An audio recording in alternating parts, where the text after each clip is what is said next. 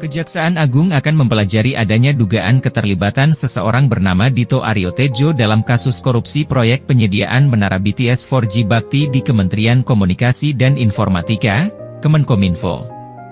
Dikutip dari Kompas.com, diketahui, Dito Aryo Tejo diduga menerima aliran dana sebesar 27 miliar rupiah untuk pengamanan kasus itu. Hal ini terungkap dalam persidangan dengan terdakwa Irwan Hermawan yang digelar di Pengadilan Negeri Tindak Pidana Korupsi, Tipikor, Selasa 26 September 2023. Ya kita pelajari, kata Direktur Penyidikan, Dirdik, Jaksa Agung Muda Bidang Tindak Pidana Khusus, Jampitsus, Kejagung, Kuntadi saat dikonfirmasi Kompas.com, Selasa malam.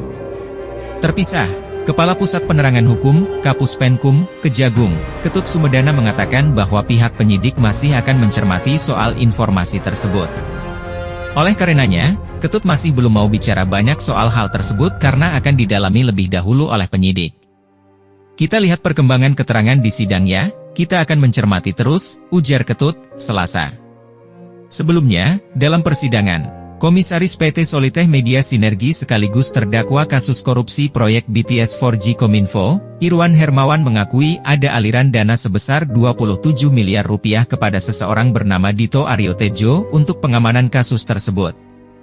Hal itu diungkapkan Irwan ketika Ketua Majelis Hakim, Fahzal Hendri, mencecarnya soal pengeluaran dana yang coba dilakukan untuk menutupi kasus dugaan korupsi yang saat itu masih dalam proses penyidikan di Kejagung. Dito merupakan pihak terakhir yang diberikan uang puluhan miliaran dalam rangka pengaman kasus tersebut. Irwan mengatakan, ia juga pernah memberikan 15 miliar rupiah kepada Edward Hutahayan dan seseorang bernama Wawan sebanyak 2 kali pemberian sebesar 30 miliar rupiah. Ia juga mengungkapkan, uang puluhan miliar itu dititipkan melalui seseorang bernama Resi dan Windy untuk diberikan ke Dito.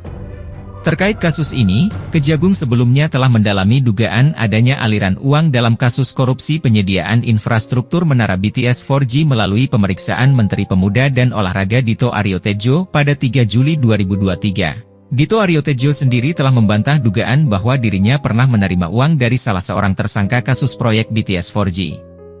Politikus Partai Golkar itu mengaku tidak mengenal Irwan Hermawan yang mengungkap soal dugaan aliran uang kepada dirinya. Saya sama sekali tidak pernah ketemu, tidak pernah mengenal, apalagi menerima aliran uang, ujar Dito kepada wartawan di Kompleks Istana Kepresidenan, Jakarta pada 3 Juli 2023.